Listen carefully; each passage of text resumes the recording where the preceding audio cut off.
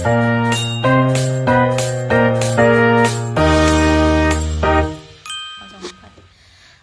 di sini saya sedikit menjelaskan mengenai latar belakang tentang perbatasan Pulau Riau, studi kasus Pulau Natuna dan Laut Cina Selatan. Baiklah, yang mana di sini Indonesia sebagai negara kepulauan maritim terbesar di dunia dengan luas wilayah 7,7 juta kilometer persegi, yang mana mayoritasnya itu termasuk kawasan ZEE, yang mana 2,7 juta kilometer perseginya itu menjadikan laut sebagai pusat kedaulatan, ekonomi, dan kehidupan nasional. Yang mana pada Pulau Natuna ini di Kepulauan Riau sebagai garda terdepan geopolitik di Laut Cina Selatan, yang mana akan kaya gas alam, perikanan termasuk ikan Napoleon, dan potensi wisata. Namun sengketa klaim Nine Dash Line atau Tiongkok yang tumpang tindih dengan negara ASEAN seperti Vietnam, Malaysia, Filipina, dan Brunei Darussalam, yang mana konflik Laut Cina Selatan ini sejak tahun 1974 diperparah putusan PCA pada tahun 2016, yang mana ditolak Beijing yang mendengar respon Indonesia akibat penegasan ZRE penggantian nama Laut Natuna Utara pada tahun 2017, yang mana patroli TNI AL, pemekaran administrasi menjadi 16 kecamatan dan visi poros maritim dunia, yang mana meski strategis dengan batas Vietnam, Kamboja Utara hingga Malaysia, Singapura, pengelolaan perbatasan masih kurang optimal, berisiko citra negatif dan penangkapan ikan ilegal, yang mana sehingga butuh pendekatan holistik keamanan ekonomi publik untuk memperkuat negara kesatuan Republik Indonesia. Baik, sekian.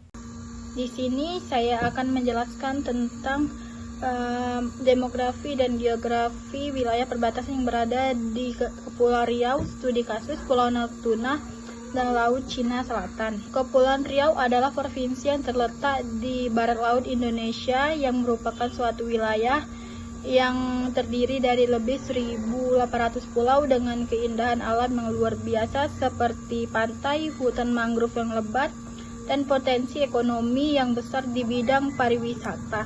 Dari demografisnya, Kepulauan Riau memiliki jumlah penduduk sekitar 2.271.890 jiwa pada tahun 2024 dengan kepadatan penduduk sekitar 280 jiwa per kilometer persegi. Etnis di Kepulauan Riau ini adalah mayoritas Melayu dengan 29,95%, diikuti dengan Jawa 24,95%, Batak 12,48%, Minangkabau 9,71%, dan Tionghoa sebanyak 7,69%. Agama di Kepulauan Riau ini mayoritas Islam dengan persentase 78,42%, diikuti dengan Kristen 14,76%, Buddha 6,62%, Konghucu 0,14%, dan kepercayaan setempat sebesar 0,02%.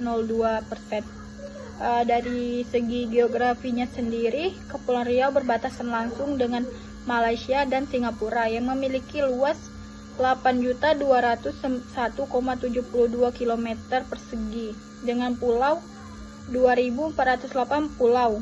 Hanya 30% yang berpenghuni dengan daratan rendah, perbukitan, dan pegunungan. Selanjutnya saya akan menjelaskan sedikit tentang demografis Pulau Natuna. Dari demografis Pulau Natuna adalah pulau yang memiliki penduduk sekitar 84.600 jiwa pada tahun 2025 dengan kepadatan penduduk sekitar 42 jiwa per kilometer persegi.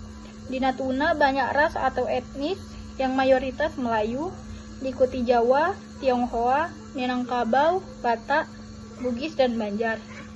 Untuk agamanya mayoritas Islam, diikuti Kristen, Buddha, Konghucu, dan kepercayaan lainnya. Sedangkan dari geografisnya, Pulau Natuna terletak di bagian utara Kepulauan Riau, Indonesia dengan luas 1978,31 km persegi dan terdapat 272 pulau. Selanjutnya adalah demografis dan geografis di Laut Cina Selatan. Laut Cina Selatan yang dimana laut ini adalah laut marginal terbesar di Pasifik Barat yang mencakup area sekitar 3.685 km dengan kedalaman rata-rata 1.060 meter. Dari geografisnya, Laut Cina Selatan terletak di bagian barat Pasifik, berbatasan langsung dengan negara Asia Tenggara dan Cina Selatan dengan luas 3,5 juta kilometer persegi. Batas dengan negara itu terdapat negara Filipina, Taiwan, Malaysia, Singapura, Indonesia, Thailand, Brunei Darussalam, Kamboja, dan Vietnam. Ke materi selanjutnya yaitu masalah apa-apa saja sih yang dihadapi di Natuna dan Laut Cina Selatan. Meskipun statusnya sebagai wilayah strategis telah meningkatkan perhatian pemerintah pusat, Kabupaten Natuna masih menghadapi serangkaian masalah multidimensi yang menghambat pembangunan dan peningkatan kesejahteraan masyarakatnya. Permasalahan ini mencakup aspek keamanan, sosial, ekonomi, hingga infrastruktur dasarnya. Yang pertama langsung saja masuk ke isu keamanan dan juga pertahanannya.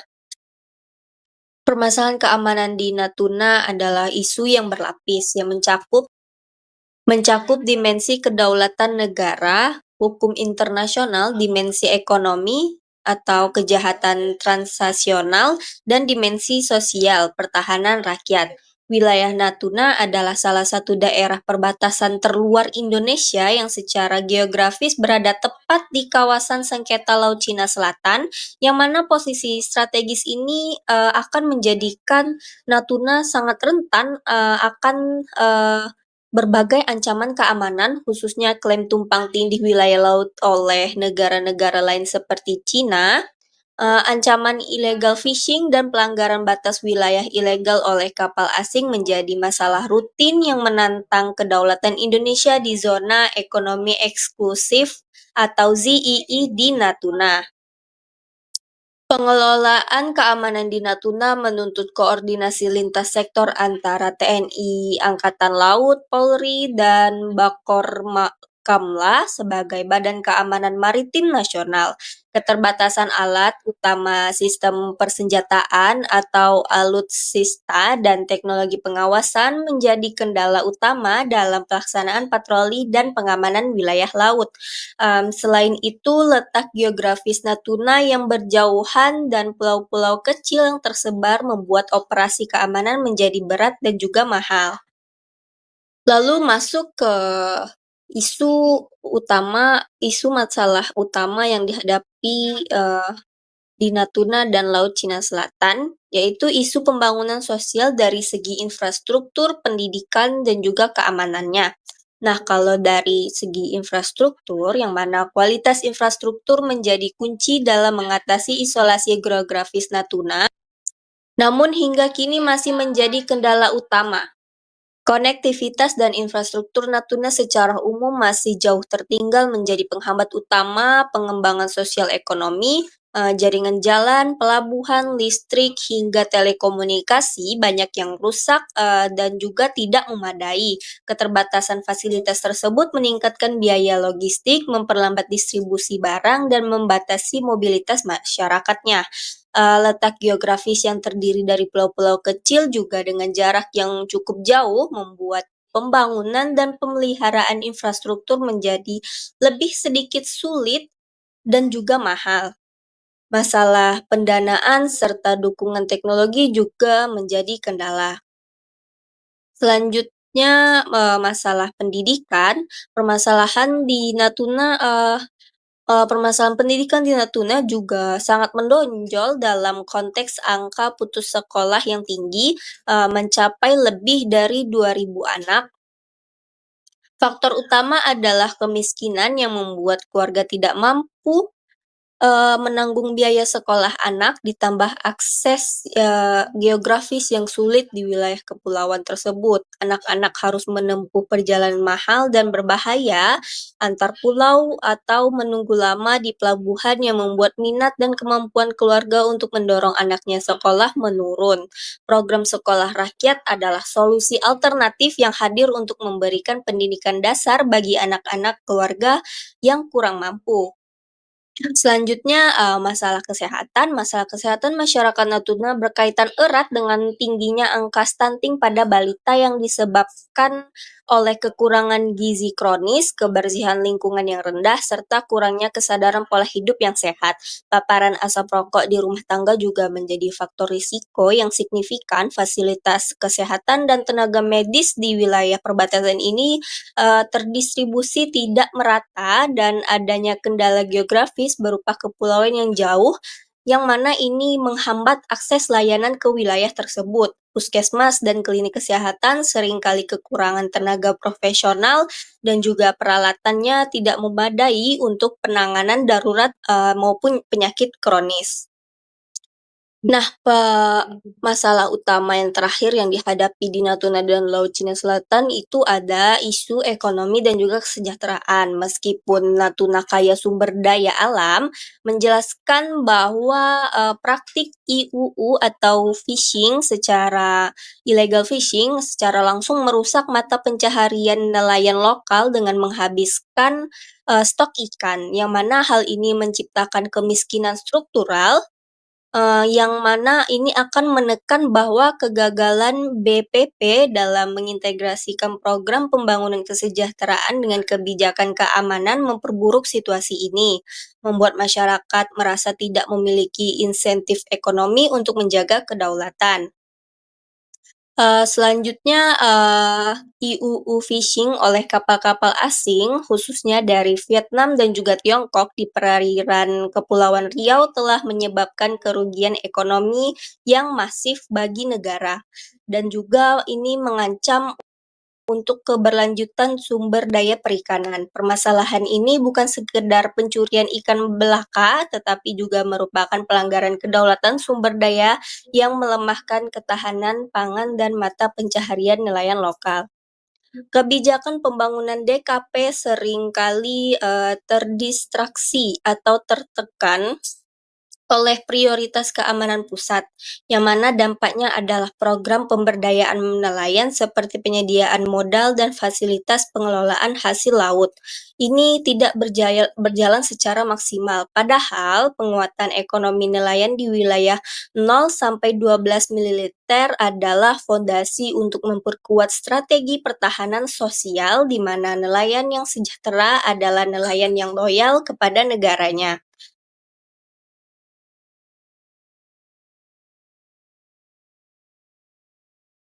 Ada satu wilayah Indonesia yang jaraknya lebih dekat ke Malaysia daripada ke wilayah Indonesia lainnya. Wilayah itu adalah Natuna, di Provinsi Kepulauan Riau. Secara jarak, Natuna hanya sekitar 551 km dari Sarawak, Malaysia. Tapi kalau ke wilayah Indonesia terdekat, yaitu Kalimantan Barat, jaraknya justru 595 km.